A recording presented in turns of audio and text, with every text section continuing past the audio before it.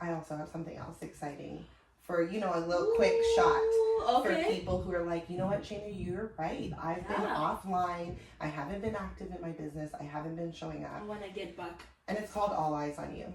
All eyes on me. Yes. And All Eyes on You is all about networking. Okay. Yes. Now listen, this isn't your grandma's networking. Okay. This is about learning how to work a room. This is learning about how to make connections in the room. And there's these 3 C's that I believe in. Okay. And everybody in a room is a C. Okay. Okay.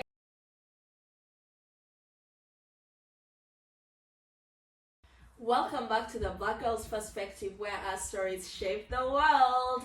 I am your host, Tracy Karahogo, and if you see me so pumped up, it's because the guest I have is definitely so pumped up as well too. I was thinking about it like, oh my god, for Shana's episode, I'm so excited. I'm so going to be so pumped. But I'm really excited because this guest, I know you're going to feel her energy through actually the screen. I met her when she was leading a workshop at a Winnipeg Women's Conference, and first of all, because she was Black, yes, immediately I signed up without a doubt. But when she started her presentation, she played work. I was like, okay, she loves Rihanna. Yes. So we already bonded on that. So immediately I was just like, wow. And then you were just really giving us the confidence. You just made confidence look like I can grasp it right here in my arm, and I can be as confident as I want. So I would love to welcome you, Shana Robinson, onto this podcast. I'm really so excited to have you. Thank you so much for being here. It's honestly such an honor. That day at Winnipeg Women's Conference was magical, and I'll never forget when you walked up to me and you were talking about representation, right? And just to see women like us on those stages and being powerful. So I love that we had that moment and that we're now here celebrating another moment like this. Oh, thank you so much. Now, those who don't know Shana, I'll give you a little bit that I know. I'm sure she's going to go into her personal journey, but she is a speaker, she is an image consultant, and she specializes in personal branding for hidden experts. Now, if you would love to go from being unseen to unforgettable, now that is Shana for you.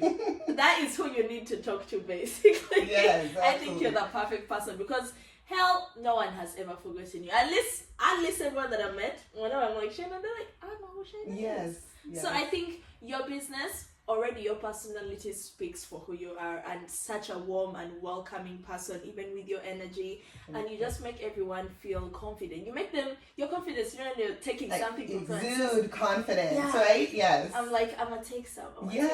So borrow the energy, absolutely. Okay, now we are going to be going into our favorite segment, which is This Week in Black Girl Magic. Now, those of you who are joining us, all we do is really highlight a Black woman that has had any effect on us, has inspired us, whatever that might be. Now, for this week, because we are in Black History Month, of course, I chose Toni Morrison. Okay. Because, hello, such an icon. Now, if you don't know who Toni Morrison was, she was an acclaimed American author, editor, and professor. Now, the one reason as to why I think it's so important to really recognize Toni Morrison is because she was the first African-American woman to win the Nobel Prize in Literature. It was such a huge thing, and when she actually didn't get it initially, when I watched her documentary, like, people, authors all over the place, they were like, how are you not giving Toni Morrison her flowers? Exactly, her flowers. And I think it's really so important. There's so many Black women that just go without being given their flowers, and sometimes even just getting that confidence to say that I did this and I am the one who did this, who achieved this, is so hard for us. But we need to be able to give each other flowers and celebrate each other, and I feel like that was the perfect person to bring this week. Well, because of Black history, but also because of just who you are, because I know you always give people their flowers. You just always want them to feel like you've created this, like you can do it as well. So yes, this week I chose Toni Morrison. That's yours. I love that. For me, I said, look, I could do Madam C.J. Walker. I could do Michelle Obama. There's so many women, but I'm going to keep on the train of whose flowers I want to give. And it's honestly any Black woman who has decided to take entrepreneurship by the horns. The woman who has decided that she wants to elevate herself and increase her earning potential through her knowledge and her skill set. So I don't care if you are that mom in the hood, like I'm going to be real with you guys today, that mom in the hood who doesn't have options, doesn't have resources and says, I could braid hair and do something and I'm going to make a way. The woman who has all the degrees and doctorates, the one who has a high school diploma like myself, but made something out of herself. And really to celebrate you, because look at what a great platform you've created for other women like myself to be able to come and just share our knowledge, our experiences, and give a platform and a voice to those of us that aren't always seen. So I'm really just cheerleading all of the female Black entrepreneurs. So if you're watching this, you know one, give them a big heads up because we don't get enough recognition. Oh my God, thank you so much. I really agree because you're talking about like that woman somewhere else. Like so many are single mothers, so many are really, you're studying, you're working, you're doing all this, you're trying to build something of yourself. Yeah. It's already tough enough. So we have to be able to celebrate them. And it's not just the people who are winning. It's such a small percentage of people who, you know, get to that six figures or that get the recognition, get to take the stages. But how many people are doing amazing things out of their basements, out of their kitchen tables, right? While they're driving their cars. How many of them are creating a great impact? And those are the women that I want to shed some light on today. That's amazing. Please do. Honestly, feel free to comment and tell that lady, I wanted you to see this. Like, I wanted you to know that I'm celebrating you. Mention them in the comments and just, you know, sometimes a small message like that can really brighten someone's day, you know, just really appreciating them. So thank you so much for that. I'm appreciating you as well. Thank you. Oh my God. Now, I've known you for just a short bit and I've seen also the stuff that you posted on social media, but I'd love for you to get to us. Like, I'd love for you to tell your side, to tell your personal journey. How did you get here? How did you feel like this was my passion to really help women get up and pitch themselves and move from being unseen to unforgettable? How did you get to this point right here? Oh my goodness, Tracy, where do I start? Like, it was an evolution. So I started about 11 years ago now. And well, soon to be 11, very close to it. But, you know, when I first started, I always love telling this story that, you know, I was fired from a job that I was working in. I'm not an attention to details girl at all. And I remember walking in and, you know, hanging my head, what am I going to do? A lot of my friends had gone to post-secondary education. They had done things like that, and I hadn't. And so I sat there and, you know, one of my best friends was like, there's this life coaching thing, like maybe look into that. I think you would be great at that. And so I, you know, looked into it, looked at some programs. There was a weekend training out of Toronto, same sketch. And then there was a summer program here in the city, down off Gateway, and I was like, it's 12 weeks, I'm gonna go do it. And I went to my mom and I said, I feel like I found like my life's work, like, can I have your credit card? And, you know, she was like, okay, my mom just fiercely believes in me. So she was like, okay, gave it to me. I went down, I signed up, went into the summer program, and it was like I was a natural at it. That person actually asked me to come and join her team after the summer program. You were just that good. She's like, actually, don't bother going anywhere else. Yeah, so I joined her team. I worked for her for a year, and there was a lot for me to learn through that process. So I went through the life coaching side of things. We were coaching corporate clients, but I also started venturing out into young entrepreneur spaces and started coaching there. One of the best parts was that I started doing these events called Rebrand You out of my living room. Okay, this is back in the day. Really? When, you know, it wasn't super scary to host an event to strangers in your home. And just, I would throw up events literally on Facebook events. Any woman that was in my list, I would invite her. And I would take 10 to 15 women into my living room every 2 weeks. And that's really what kicked off my business. And so I would group coach on a topic and invite them to do a session with me. And at that time, I had a program called Rebrand You that I would invite them into. during that season, my partner, he was like, I came across this guy named Eric Thomas. I feel like you could do this. And Yeah. if you don't know E.T., the hip hop preacher, go check him out. He's amazing. Okay. And so I was like, okay. And he was doing a conference in Michigan. That's where he's from. Okay. So me and one of my girlfriends drove down to Michigan, 19 hours, attended this Wow. conference. And here I am in this auditorium, and I'm asking thoughtful questions on the mic. Yeah. Lunchtime comes, and everybody of course wants to talk to him, and I'm Yes. like, I'm not gonna be that girl, right? You don't want to run too Yes, big. but he came over to me and he's like, where are you from? Like, you sound Yeah. different, and you're asking really thoughtful questions. So I told him, like, I really am trying to grow into more of a speaker. He goes, send me your stuff. Tracy, girl, I had nothing. But you know what? I said, okay. Yeah. And by No, the you have time to that say I got okay. home, I sent off an email. They gave me some feedback. Yeah. Fast forward, I ended up going through one of his speaker programs, met my mentor during that time, who really shifted me into image consulting, because he's like, you're always dressed on point, you're super polished, the way you communicate is very strong. And so I started looking into what that was. So he coached me through that at that season. He's now passed on about 4, almost 5 years ago, but I really do credit him for saying, I could see you doing this.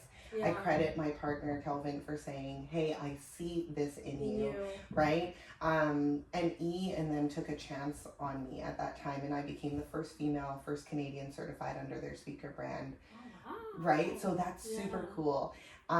So during that time, I went more into image consulting. I was inspired by Lauren Messiah, who's a brilliant stylist.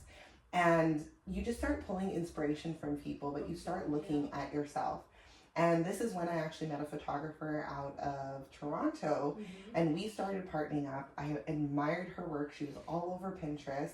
We met up in Miami, and we started doing brand shoots together. I would do the styling, she would do the shoots. And it kind of took off. And she was like, I feel like you're a creative director, and you can really see somebody's whole vision for their brand. And this is what I see for you. See a little theme that's coming up here. And I was like, okay. So that's when I started birthing the branding boutique.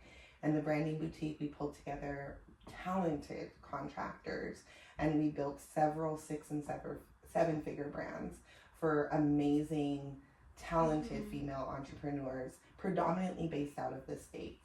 And you know what, if I'm being really honest, during that time, I always felt like, but what value do I bring? Right? You have the websites, you have the copywriter, you have the photographer, but what does Shana bring? It was a really, really hard season for me to see, but I was always doing all of our sales. I could close anything from $50 to $50,000. You just had this in the bag. Yes. So that's kind of the evolution into running a branding agency, and more recently, just really deciding to simplify that. I'm in a different stage of life now, and saying I don't want an agency anymore. And I don't think that model was ever perfectly designed for me. Yes. So how do I show up as my best sales asset? How do I showcase what my skill sets are and what's best about me to help my clients move the needle in the area of my expertise? Oh, wow, that is such a story. Like, to see where you've come from and all the journey, and I'm sure you had so many challenges along the way, you know. Like, truthfully, starting up your own business in this place, and you know what's so interesting about your story, seeing as like most times when people are done with high school, it's like, oh my god, school next, go to this, but the fact that you really took a chance on yourself and you bet on yourself, it's so inspiring to think that, so many people's journeys of success, they don't look the same. No, they don't at all. And, I went to U of W and for a little bit, and I remember sitting in class and being like, but I could do something now. And actually. Shout out to my pastor at the time who was paying for my education. And I was like, I don't think so. But you're right. Nobody's success looks the same, and nobody's journey looks the same.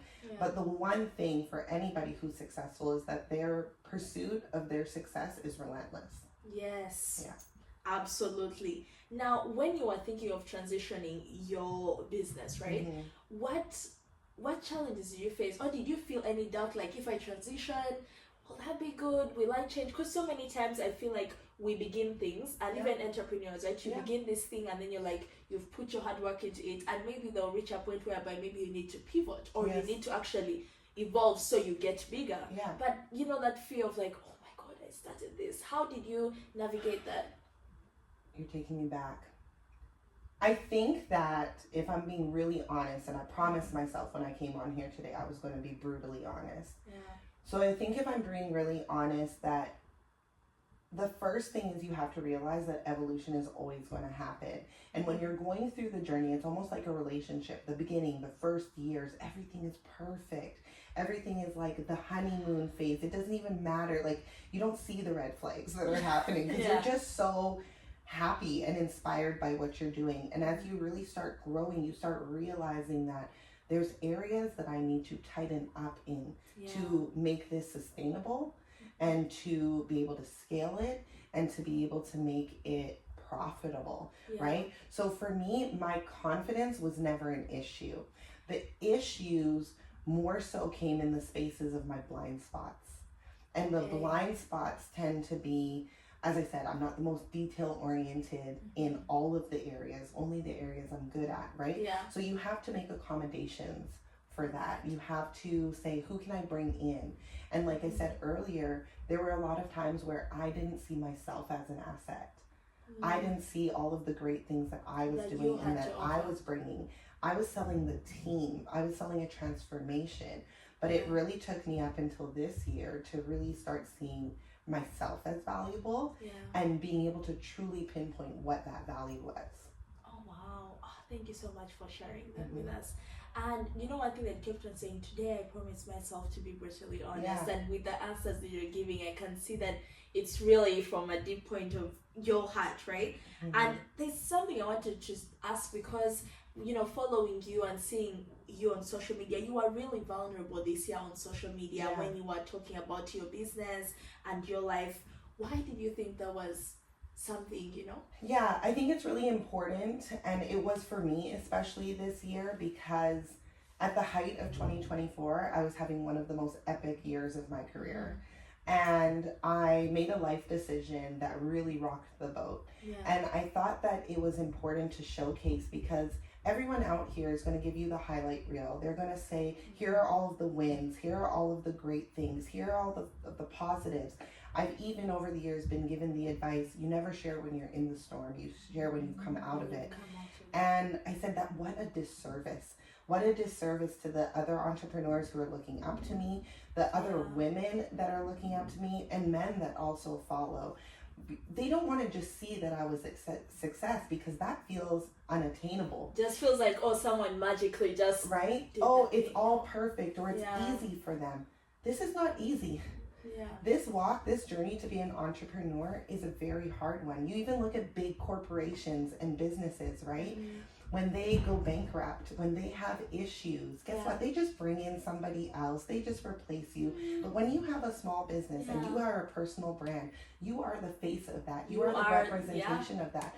So what that means is that you have a responsibility to decide how you want to communicate what is happening, but you still have a responsibility to show the highs and the lows of the true journey.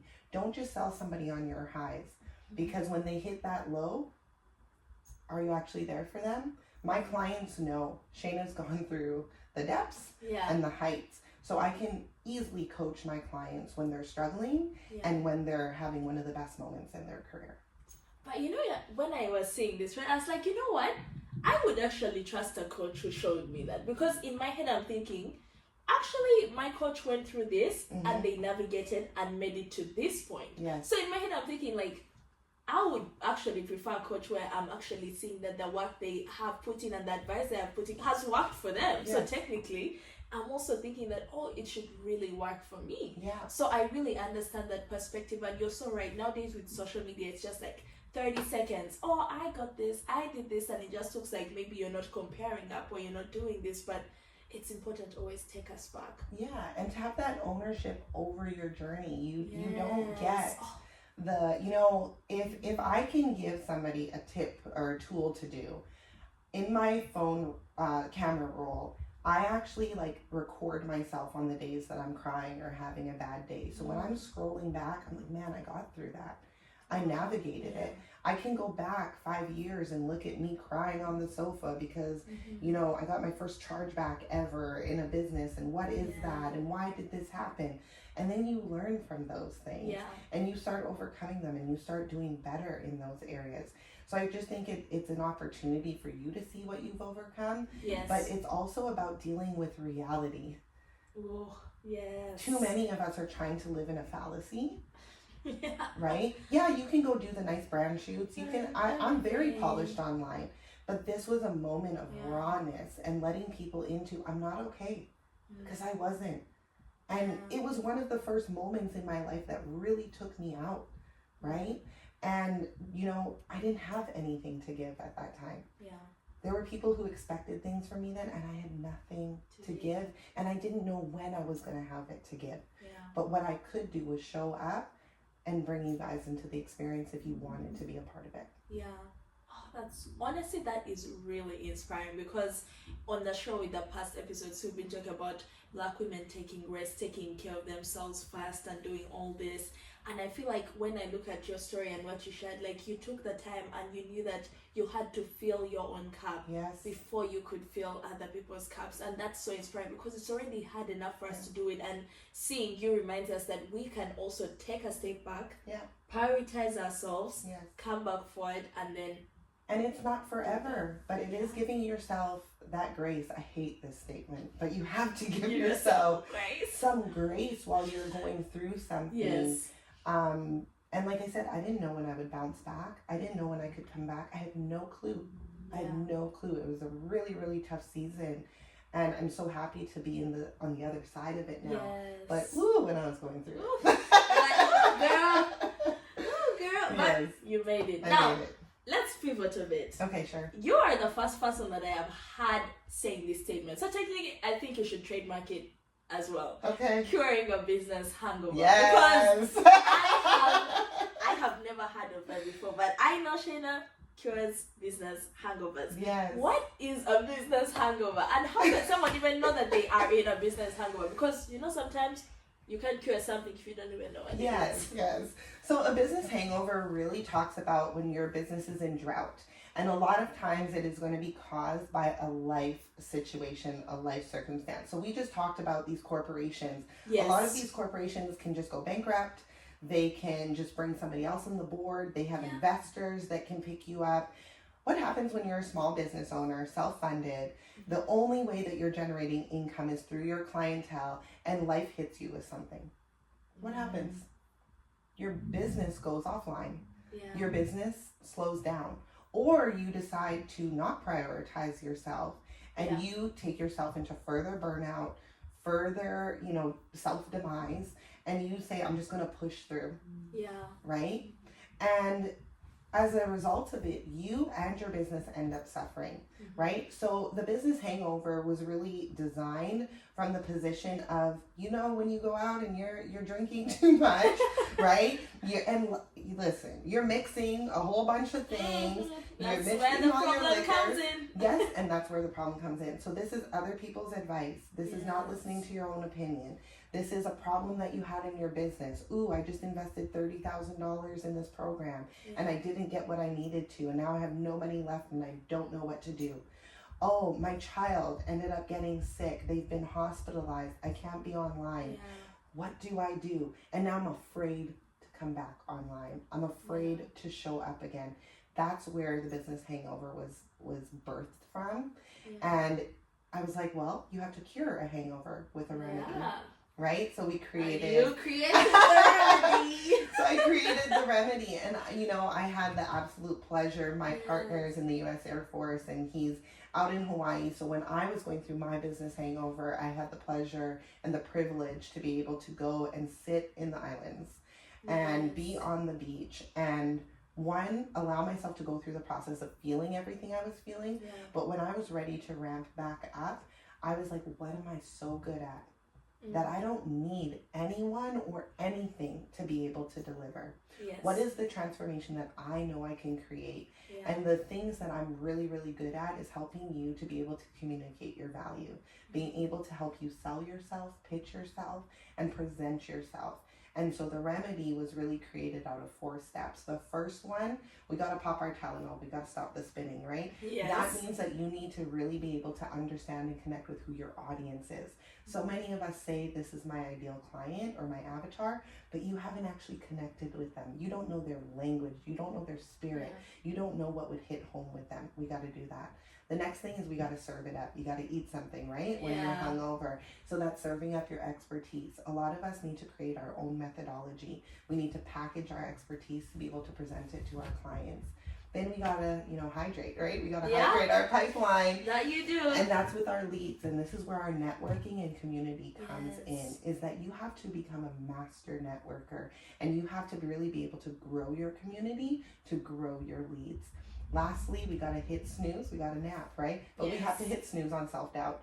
And what that really means is that this is where we start showing up and we start coaching. You need to start showing up as the expert that you are and letting everybody else know that you are one too. Oh my, I'm going to need to put that in my phone because I have an issue of showing up as who I am. Like, oh my Tracy, God. it is a difference maker. I want you guys to think about if you go out networking, right? Yeah. How many times do we walk in the room and we're like, I don't want to be seen. Well, why are you here? How many times you're like, I don't want to talk to this person, or I don't want to go and initiate a conversation, or I don't want to whatever. So the remedy is really that longer space where we're going to take some weeks and package you. But I also have something else exciting for, a little quick shot for people who are like, you know what, Shana, you're right. I've been offline. I haven't been active in my business. I haven't been showing up. I want to get back. And it's called All Eyes on You. All eyes on me. Yes, and All Eyes on You is all about networking, okay? Yes. Now listen, this isn't your grandma's networking, okay?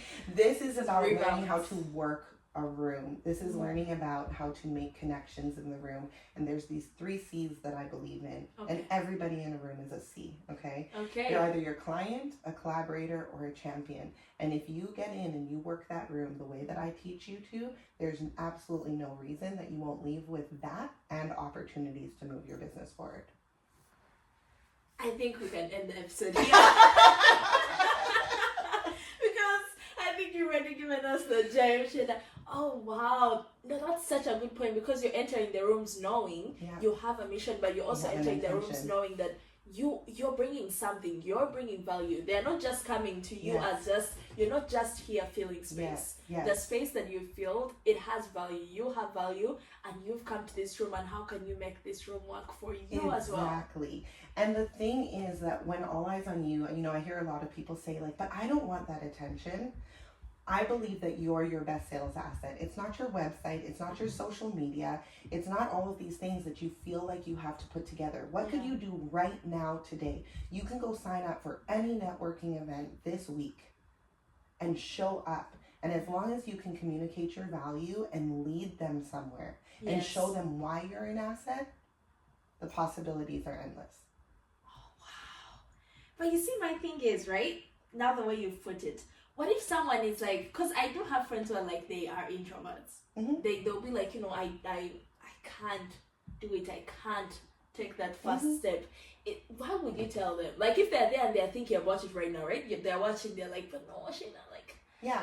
So just because I do it a certain way doesn't mean you have to. There's actually 4 personality types, and I base this off of, you guys, this isn't out yet, but I'm going to talk about it, okay? If that's okay. I'm getting all the exclusives. The exclusive. It's really going to be about what kind of party animal are you, right? And so, think about being out in a club. There's people that post up by the bar. There's some on the dance floor. There's some that are in the booths. There are some that are by the wall. There's a different networking strategy for every single personality. So when that drops, you might want to get it.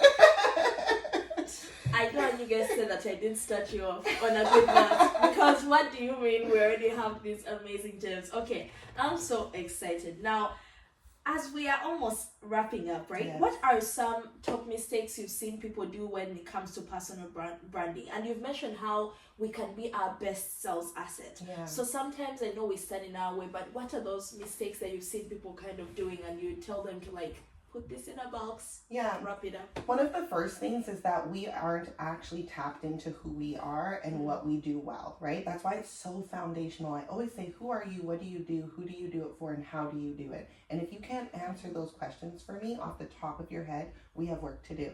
It doesn't mean that you don't know the answers, but you haven't thought about it. We live in such a day and age where it's, imposter syndrome is massive. Why? Because let's say you're doing your podcast and you go and look at other people who are doing podcasts and you create this comparison because you're not sure what you bring and what differentiates you. So that's why it's so important to start there. So I see a lot of people that almost become carbon copies or it's too generic. Okay. And then I say, well, why would I pick your podcast over a different one if I'm going to spend time to watch? Yeah. What are those differentiators? Why should I spend my time subscribing to you and your audience over someone else? So we're being too basic is one, right? We aren't diving in. We're not showcasing ourselves like we talked about, right? And we're afraid to be as bold as we should be. Yes. So then your branding ends up translating into that way. One of my clients actually, she just said this the other day. She was like, Shana, when I hired you to do my branding, I was ready to do all the taupes and the beiges and the blacks and whatever. Well, her brand is orange and topaz. And I was like, absolutely not. Yeah. And she's like, Shana, you didn't even know. I'm born in this month. Topaz is my birthstone. My wedding colors were this. Because I read the woman.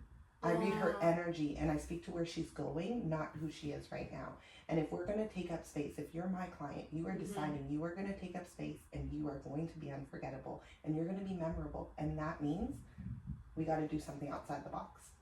Yeah, the solution to everything. I'm like, everything you're saying, I'm going to go back and then write down everything for myself just to kind of make sure that I'm following everything that you've said. Oh my God, this is so amazing. The things that you've given us, so many takeaways, so many ways we can really show up as our true selves, and just knowing that value that we bring to the table is so important. Yes. Now, we are going into our another segment, which is give your perspective. I would really love to hear your perspective on this, because when I look at you, I genuinely see that you are not faking it. Have I seen people and you're like, I don't think that is it. But when I look at you, I'm like, this is someone who's genuinely putting her best foot at the front. Like, you really just who you are. And just to see even the way you are sharing your story and being vulnerable, but also when you are happier like this, when it's times for certain, it's okay guys, I need to rest, I need to take it back. So is there such a thing as being too authentic in business?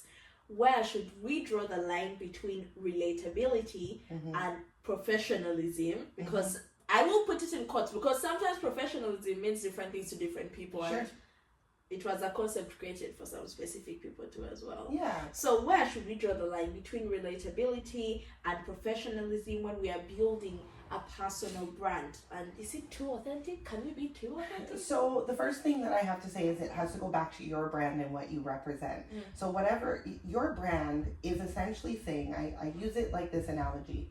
You own a club, okay? You own a club, you own a bar, okay? And you are inviting a certain demographic to come into that space. Yes. Right? So whether it's a country club, a Afrobeats, compa, whatever, right? Okay? Whatever it is, you are saying these types of parties happen here. This type of vibe occurs here. You brand what that is, right? So when you've branded it, so for example, if you're like, hey, this is a burlesque club, I'm going to expect a lot of revealing things to be taking place in this space. If I don't like that, then I shouldn't go there. Yes. Right? So that's the first thing, is that I don't think that there's oversharing. I think that you need to know what your brand stands for, what it represents, and you have to be okay with how you share it, and that not everybody is going to be on board. In the same space, the people who are not on board, just don't be there. leave this person alone. Let them live out their brand and their business in the way that they want to, and go somewhere where you can celebrate and be celebrated. So do I think that some people overshare? Who am I to be the judge of that? If something makes me uncomfortable, let me check in with myself. What makes me uncomfortable about them sharing so openly or this way, right? There are a lot of people, when I was going through my life hangover and my business hangover, that, you know, now that I'm back out in the streets, right, are like, Shana, like, I'm so happy to see that you've bounced back and you're doing well, and they didn't know how to reach out.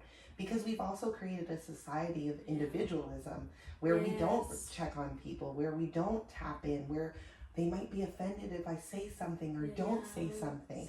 So you have to look at the culture of what you are creating with your brand, and you have to create a safe space for your people to be able to share as much or as little as they want to. Oh, wow. No, I 1000% agree, because I feel like we've seen so many different businesses. I feel like people have this expectation of a business, but right now there's so many that look exactly like that, that you need to build your own thing, build something that you are proud of. And I feel like whenever I think about myself, there's just this thing that I use to measure if I'm doing the good or the right thing. As long as I can look myself in the mirror and I'm really not feeling ashamed, that's when I know that I'm still doing something that I love, and I think that is really true to my values and is true to, let's say, my personal brand. Yeah, you know? Absolutely. So I feel like that's always something that I struggled with, even when I was creating the podcast, to be honest. And I was like, you know, I'm honestly concentrating on Black women's perspectives, like, and that's the perspective, whether you are a guest who's Black or not. Like, the perspective we are going to be talking about is what really Black women are putting at the forefront, and that's what I wanted to make this place, you know, unique. But I was afraid of, like, oh my God, we live out this way, we live. But I was like, you know, what are my values? What am I trying to give out? And I'm like, I'm really passionate about Black women. That's really all I think about Black women.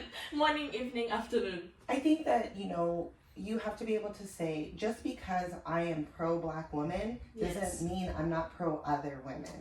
Doesn't mean I'm not pro men in business. Doesn't mean I'm not pro a lot of other things. However, I'm using my platform as a vehicle for the voice of Black women, and that's the discussions that I'm choosing to have here. So if somebody pigeonholes you for choosing to use your platform in this way, again, those are not your people, and that's okay. That doesn't mean you're doing anything wrong. It just means that they're not in complete alignment with what you're choosing to do, and that is fair. They're entitled to that opinion. Wow, that's really great. I needed to hear that. Oh my God, why do we have to end? Can I it was so fast. I know, I'm like, oh my God, can we just talk? Oh, I'm definitely going to have you back though. I would love to, anytime. My pleasure, You know what, we do this thing with every guest at the end where we ask them any last thing that you'd love to say. Sure. Yes. I think the biggest thing that I want to say is it's really important to have moments like this where, you know, when you're in business and you're learning and you're starting out or you're seasoned, we all know different things. And it's really about the collaborative, right? When we think of Black Wall Street, right? Yes. Okay. I was watching some things this week online, and of course with Black History Month coming up, and which we are always celebrated, not just in this month, but hey, right? When you think about Black Wall Street, that was really the community of Black people coming together and pouring together their resources, and I think we need to get back to that. Just because it's been burnt down several times, torn down several times, taken away from us several times, right, doesn't mean that we need to be divisive. Yes. Right? There's something that you know and you know how to do, and you have resources and talents and knowledge that I don't have. We need to get back to coming back together, helping one another. And I mean, I love that what you're doing with your mentorship program. And that's what this is all about. Being able to say, hey, I have some knowledge, I have some experience. How can I pass this along to the next generation of entrepreneurs and women? Yes. Oh, I love that. Now, people are going to be literally, I know after this episode, like, okay, so how can I find Shana? How can Shana help me cure my business hangover? How can I get to Shana? How can I make sure all eyes are on me? Yes. So, where can we find you? Yeah, my favorite place is Instagram. Yes. Follow me at theshanarobinson.co. If it shows epic. Yes, That's it's probably epic. And you know what? I love DMs, specifically voice notes. Shoot me a voice note. Hey Shana, I saw your episode on Black Girl Magic. This was one of my biggest takeaways, or thank you for this, or whatever you have to share. Let me know what's going on. And I'm really, really great at being able to, one, support you in the DMs, but two, if there's a way that I can help you, I'm going to be honest with you and let you know. Oh, thank you. That's really amazing. Thank you so much, Shana, for joining me on this podcast. Thank you for having me. I'm so excited. I was really excited for this episode. And honestly, when I was making plans and when I was like writing out, like, oh, which guest do I want? Like, you were at the top. I was like, without a doubt, because I know that you are amazing. I can't wait to just keep on, rooting for you and cheering you on wherever you end up. So equally, in any way I can support, I'd love to. Yeah. Well, thank you so much for coming on the podcast. Thanks.